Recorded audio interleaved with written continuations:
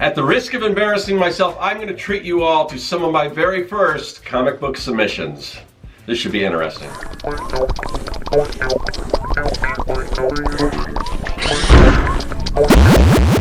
Greetings, people of the internet. I'm Scott with Serkworks Art Labs. Welcome, mad creators, to the underground laboratory where we create robots, aliens, zombies, and other imminent threats to humanity. And sometimes I take those things and I make comics out of them. I am a big fan of comic books. I am a big advocate of creating comics, creating your own comics, any kind of comics. Lately, I've been doing a lot of creator-owned stuff. But back in the day, like everyone else, I wanted to kind of break into Marvel and DC and the big two and some of the other companies way back in the 90s. So, but I was watching a video by Jason Brubaker, and if you're watching this, you might be familiar with Jason, but he's got a great channel. I will put a link to this video, and if I can remember, in the description.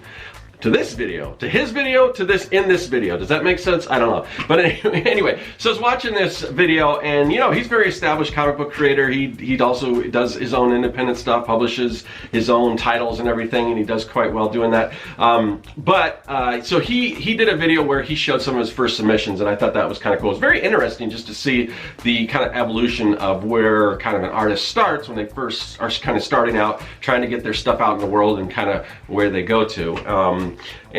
So he kind of started off in the 90s, similar to me. That's when I started pitching some stuff. But anyway, so I saw some parallels there. It was kind of cool seeing what he was doing. So I thought I would kind of do the same thing and show you some of my submissions. So we're going to go way back to the 90s. This is a little bit after high school. I think it was in college when I was creating some of these things, art school, and then just trying to get these things out there. And so I'm going to show you some of that stuff, and like I said in the intro, this should be interesting. Let's check it out. All right, so I'm going to show you this first set of submissions. Now, I had a habit of reworking drawings, and you'll see that as I show you some of the stuff. But so the first one, some of the reworks were for good reason. Like, for instance, I've always drawn in blue line. It's just kind of, I like that medium, you know, these blue pencils, non-photo blue pencils. There's more of a reason to do that back in the day when everything was actually photographed. Now it's mostly digital, but I still like working with them.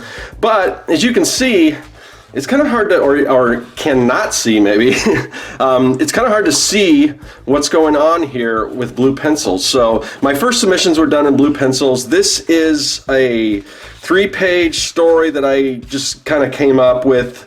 This was back when Image was super popular. So this was a character named Pitt. I think Dale Keown was the creator of Pitt. And then he's fighting Spawn in this, and you'll see, I'll just show you quickly. You can kind of see Spawn here. Again, it's a little hard to tell what's going on here.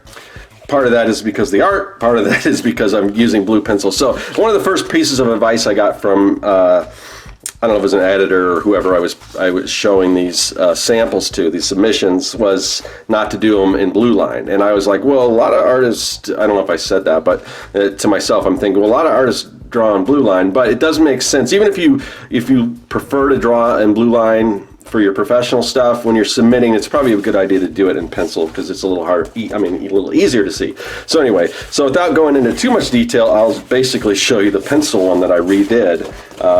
So here, let's break this out. So yeah. All right. So again, this is the heyday of Image Comics, so you can see a lot of extraneous detail.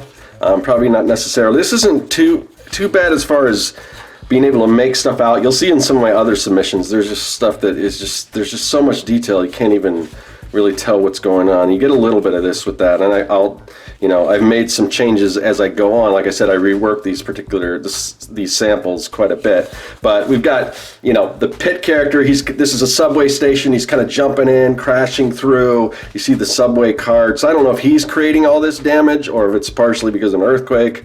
That's a lot of damage for one dude. But maybe he's a big, super powerful monster guy. So anyway, so a big splash page. But obviously when you're doing submissions, you want to show you can tell a story with sequential art. So we've got the next page here. We've got this character. I don't know if you can tell, that is Spawn. He's kind of incognito hanging out on the subway car because this is, he's kind of homeless, so he just he just happens to be there. There's another guy that's maybe like a bum or something like that, or transient, or whatever the politically correct term for a homeless person, I suppose. And then this lady right here who's kind of throwing it back, and her groceries are going all over the place. And then we see they're seeing what's going on. This big monster kind of crashes through.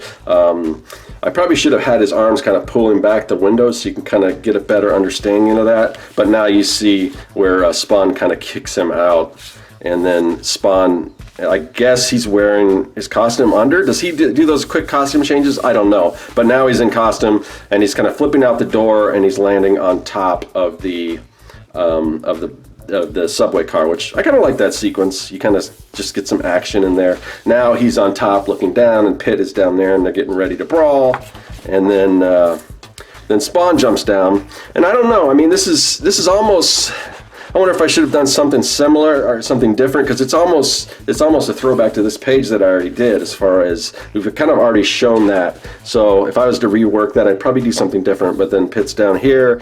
The Pitt character kind of scratches Spawn right here across his face. Again, a lot of crazy details, but this, again, that was, McFarlane did a lot of this stuff way better than me, but he did a lot of that detail stuff, so that was kind of what I was going for. Oh, that's right, that's why he has his costume, because it's a living costume. Now I remember. It's been a while since I've read any Spawn comics, but yeah, so his costume, because it's kind of weird that here he's got his costume, here he doesn't, but it's kind of like a living thing. So smashes through his face, and his costume comes back over, and this is where they kind of square off. All right. So anyway, so that was, it's all right. But then I decided, all this detail, it's a little hard to make out, and I wanted to go with a little more cleaner style. So I reworked this, but I changed the characters around, because I was submitting to DC now, and people want to see their own characters when you're submitting to companies. I assume they do. If it was me, I probably wouldn't care that much, just as long as the story looks good, but you want to try to submit the right character. So this was a submission to DC Comics. So I changed the Pitt character to Lobo, and you can kind of see, I think this looks a little better as far as where the blacks are placed and everything. It's a little cleaner, not as much, there's still a lot of detail and stuff in here, but not too crazy. So anyway, so he's kind of, again, we've done the story jumping through, but now it's Batman it takes place with the Spawn character. Cleaned up this stuff a little more. You've got Pitt in the same position. So it's basically the same thing. Batman flips up, now Batman's staring Pitt down here. And then, of course, Batman jumping down. Basically the same sequence, but I just like the blacks and everything. And what's kind of weird is now I don't use a lot of blacks in my comics now. It's mostly just the line art. I don't use a lot of blacks, which for more superhero type stuff, this is probably closer to what you would expect to see from a Marvel or DC. I don't know that my stuff even now is something that they would be interested in, but I've kind of moved on. I'm not really necessarily interested in doing any work for Marvel or DC, but back in the day, of course that was the dream. So those were my submissions to kind of my DC submissions. Now I live in Arizona, so there's a few different comic book creators and companies that are based in Arizona. Chaos Comics, which I don't know if I'm not sure if they're the same thing now, but they have this character Evil Ernie. They're also creator of Lady Dead. So I thought, since they were local, I'd do a submission to them, and I don't know. I'm trying to remember where this was that I met these guys, but I think they had already left the signing, and I was late or something. So I actually flagged them down in the parking lot, which is probably not something you should do. I'll tell that story a little more. If you guys are interested in ideas for breaking into comics or how different people have done it, if you guys watch the Artcasters show that I do with Joshua Kimball every week, this next episode we're going to have Eric Hinson on, who is who is the artist and writer of Eden from Alterna Comics. And he's going to talk a little bit about breaking into comics. That'll be the thing. So if you're interested in that kind of thing, check that out. That should be later on this week if you're watching this sort of in real time, or just look for the one breaking into comics. But anyway, so this is, again, this is back to the sort of blue line. But yeah, so I kind of got an on-the-spot portfolio review from some of the guys from Chaos Comics. But anyway, so this is just showing the inks, so you can kind of see what's going on here. But yeah, this Evil Ernie character, I never really read it, but just because they were local, I figured I'd have a better chance of meeting them. So, you know, I guess there's some strategy as far as breaking into business with that. But this is, again, is a pinup. So, but one of the things that I did do, I did a lot of pinups because if, for instance, I only had like a DC presentation, I would do at least a pinup of a Marvel character to throw it in if I was doing a Marvel. So at least they see some of their characters, even if it's not the sequential part. So I did some of that stuff. So anyway, here is another one. This was an inked piece, and yeah, I don't know too much. This is back when after the death of Superman, and then there were the rise of the 4 different Supermen, I guess. That's when they introduced that character Steel. You've seen the Shaquille O'Neal movie? Yeah, I'm sure this version's a little better than that. Well, I haven't actually seen it, but I hear it's not that great.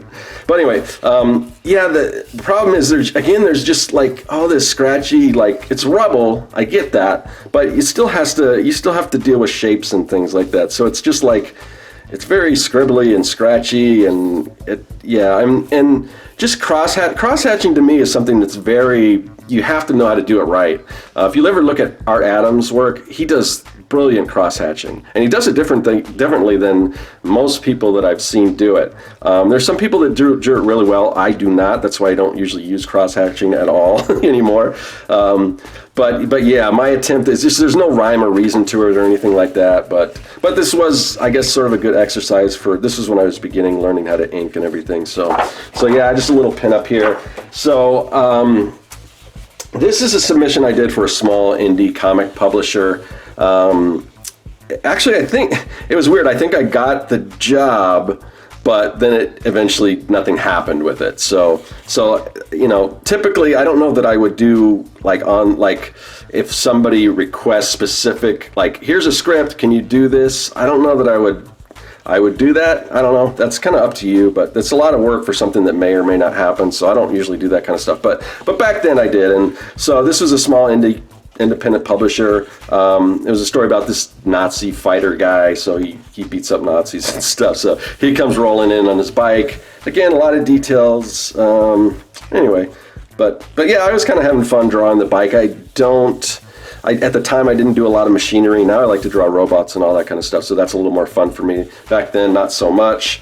But you can see he's got a cigar. He flicks it on the ground, and then you see the cigar smoking, and you see him putting it out with his foot, and he's facing his house, and there's a swastika there. So obviously, this is some kind of crazy Nazi hideout, I guess, and it looks like there's a few cars out in front. So maybe they're having some kind of Nazi party. I don't know. It's funny because I was watching the Jason Brubaker's thing, and he had a guy with just some Nazi like images and stuff on there too, and it's like he was kind of cringing at that too. But this is kind of what this story. But they are portrayed in a good light. He's definitely going in there like the Punisher and just killing them. So that's good. But yeah, again, so here you see what's going on here. It's kind of hard to tell. You don't even see him. You just see kind of the blast coming through the house. Well, this guy, I guess he hears something's going on. This is one of the skinhead guys, and then the bullets are coming through, and he's firing back, and then you see him kind of the Nazi hunter biker type guy busts through the door with his gun, shoots these people dead. He kills 2. It's pretty gruesome. Yeah, obviously I don't do this kind of stuff anymore, but this is what it was. So, and I had to do a lot of research on what all this stuff was. At the time, I asked my uncle, who was a big World War II buff. So he gave me some books on World War II, and I found some of the stuff that I used in there. But anyway, so yeah, do your research, I guess. And then, so after he kills these 2 girls, he's like listening for the door, and I don't know what happens here. It's just a big explosion. I mean, I didn't write the script, so whatever the script called for is kind of what I did. But yeah, so yeah, that was, again, some small indie publisher that never did anything. And then I just went ahead and inked this one too, just for an ink sample. So yeah, you can kind of see what's going on there. This one, oh man, this one kind of makes me cringe quite a bit. Now the new Aquaman movie's coming out. So this was my take on the kind of 90s Aquaman. I just wanted to do a bunch of like sea creatures and stuff, but there's just so much stuff going on. It's just like, I can't tell what the hell's going on. But anyway, and this pose is kind of, I wanted to kind of show him kind of like weightless, I guess, but I don't know, is just the arch, I don't know, it doesn't, to me it doesn't look good, but anyway, so that was my attempt at a pinup with Aquaman. So then I obviously a big fan of Star Wars, so I did a kind of a Star Wars submission. I just kind of came up with an idea for a story. It wasn't anything that I was given a script for or anything, but this was a submission to maybe Dark Horse or something. So here we've got, you see the Falcon kind of flying through this weird planet. It looks like he's got these big mushroom things and some buildings here. You see the Falcon kind of coming over this planet and the moon and everything. Inside you got Lando, you got Leia and Han piloting the Falcon. You hear R2, he's kind of beeping or something. Something's going on. You see Luke here is alerted to something. Somebody, as you'll see, there's a stowaway. You got 3PO and Chewbacca all kind of looking over like, what's going on? You know? And then this guy, which is basically what's his name, Ganderon or something like that? He was the guy, the informant outside of Jabba's palace in the original movie. Or so we think, but we see this costume and he kind of sneaks in and then they recognize that there is a stowaway, you know, Luke and Chewie and R2 and 3PO.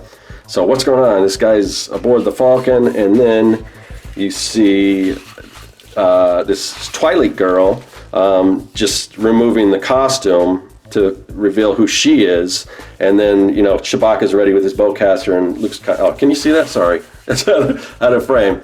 So anyway, Chewbacca's got his bowcaster and Luke's kind of putting his hand up, and oh my god, this hand is horrible. But anyway, like, just no, hold on, Chewie, there's something else going on here.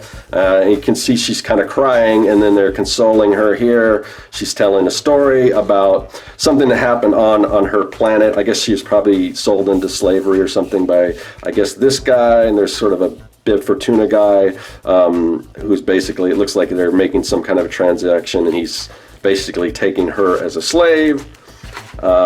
And then we kind of get into here. There's some kind of, I don't know, this is some, you know, kind of other Darth Vader, maybe the what would come after Darth Vader, whatever the next villain would be, I don't know. Kind of a crazy version of his math, Scott. I'm not sure if I really like that. But anyway, she discovers this, so I guess he's poised to be the new Darth Vader or something. And he threatens her. Later on, it looks like she's putting something in his drink, and he's kind of got his concubines or whatever here. And then she knocks, what? Oh, she knocks this guy out, the Ganderon guy or whatever, and I guess takes his costume, and then that's when she kind of stows away on the Falcon. So anyway, so that was, you know, I mean, it's, you know, for back then it wasn't too bad, I guess, but anyway. So yeah, there's that. Let's see. I was always a big fan. This is a big pinup. I've shown this before, but this is a pinup I did of Alpha Flight, which was my first comic I ever really started collecting. I still kind of loved the characters and everything back when John Byrne was doing it, and then Mike Mignola took over, and I loved his run and everything. And I think that's the first comic that Jim Lee ever got started on too. So there's a lot of history there as far as me. But I love the characters, and I kind of do like this pinup, this kind of spread of the different characters and everything, even till today. But anyway, I just thought I'd show you that. I don't know if I used that as a submission. I probably did. I probably threw that in there. But for me, it was always, after that, I really got into wanting to do my own stuff. And this is before I started Young and the Dead, which is a comic book I'm working on now. I was working on this comic book called Retrofits. And so I went about this a little different way as far as pitching. And maybe when we do our Breaking Into Comics, I'll talk a little more about this. But this I created because I had done some children's shows and things like that. So I was pitching this more as like an entertainment property. So I created what's called a Bible instead of just submissions. So when you go in, just kind kind of a splash to show you kind of what it's about. We've got these kind of 70s looking guys, and then there's the brief like elevator pitch here. And then I kind of break down what's all going on: direction, focus, style. So this is just to talk about the series and everything. You get a little bio on the lead characters, the supporting characters, and then I've got a script for the first issue, and then towards the end, then there's a little bit about the creator in the very back. But then towards the end, I've got some samples here. So I would hand this out to, to editors or whatever. Now it's really hard to do that when you're pitching your original ideas, because people don't want that because it may conflict with something they're doing. So I was probably going about it the wrong way, but I didn't know the right way to do it, and there wasn't really social media back there where you could kind of promote your own comics and do all that stuff. So, but anyway, so that's kind of what I did, and it's weird because when you're pitching your ideas or when you're pitching your comics, you're going to get a lot of feedback, and it's really hard to know what is good feedback and what is not so good. So I told the concept of this story, which is basically the 70s pop group, they just vanish off the face of the earth. No one knows what happens to them, but then they appear 20 years later, but now they've got superpowers, and it's kind of these characters out of time, out of space, and trying to figure out where these powers came from and all this. And so I had pitched this to some editor, and the other thing you got to realize, and I don't know if this is the case anymore, but they used to have these editor reviews. Most of the people were just like, didn't have any power to make any kind of decision or whatever.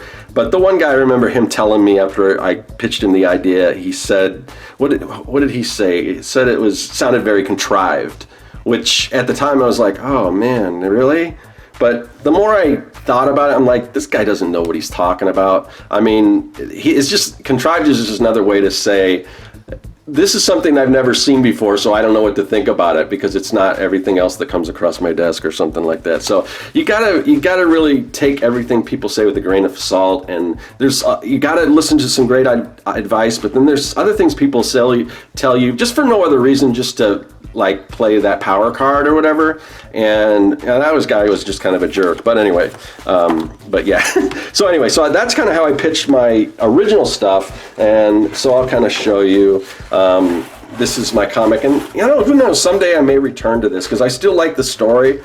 I'm just not as much into superheroes anymore. But this is a very different take on superheroes. So, and the other problem is this was done in the 90s, and these characters from the 70s, and then they reappeared in the 90s, but now so much time has gone by, it's not 20 years anymore. It's almost like, it's going to be like, 40 years almost.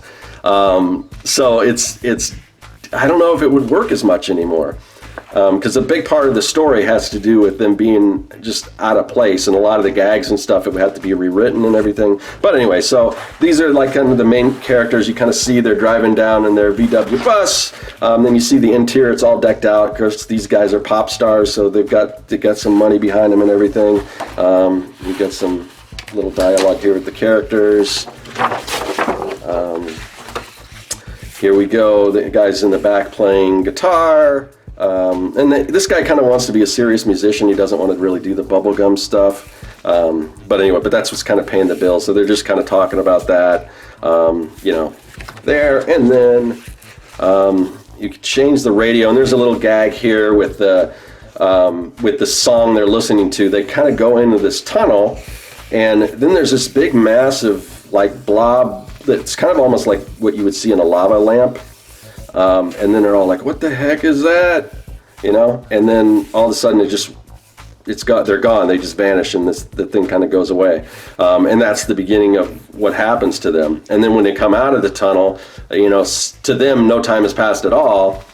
But there's, again, back to the gag where there's a new song on the radio. It's like, what is this? That type of thing. But anyway, so that's kind of, there's some of my original stuff, and there's, again, all this other stuff. But so, yeah, that's kind of where I was at back in the 90s when I was pitching stuff. And, a lot of time has gone by. My interests have changed. My style of art has changed. My skills have gotten a lot better. They still could use some work on certain things. I'm not going to lie about that, but it's kind of interesting, at least for me, to go back and look at all this stuff, and hopefully it's interesting to you guys too. So yeah, there are some of my early submissions. Okay, so there you go. Hopefully you enjoyed that. I kind of enjoyed it too. It's kind of fun looking back at what kind of where my mindset was back then, and the stuff that I was creating. Quite a bit different than what I'm doing now, but you know, times have changed, but I find whenever I do show bits and pieces of this stuff, people still seem to like it. So yeah, I mean, but anyway.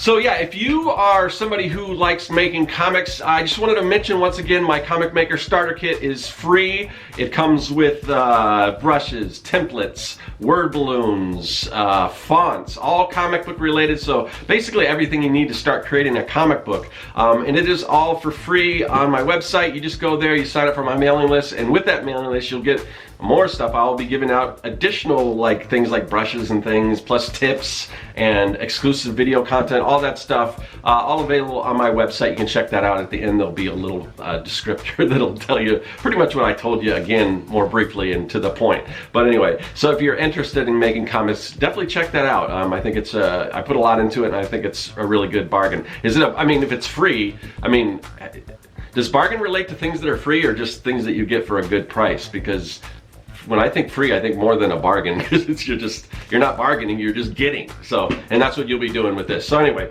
check that out, and I will see you guys later. That is all. Hey, thanks for watching. If you like what you saw and you want to see more, hit that subscribe button. Also, you can follow me at Serkworks on social media. Do you like making comics? Then go to Serkworks.com and pick up the Comic Maker Starter Kit. It's packed full of fonts, brushes, templates, and more. And best of all, it's totally free.